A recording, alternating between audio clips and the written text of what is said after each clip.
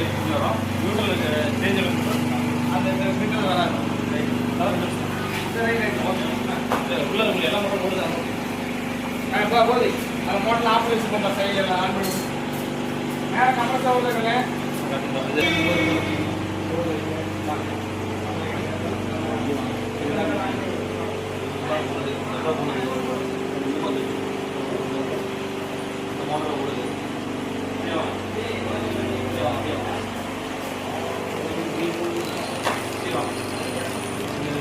பெரிய model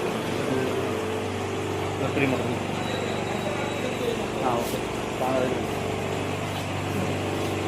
focus பண்ணுங்க.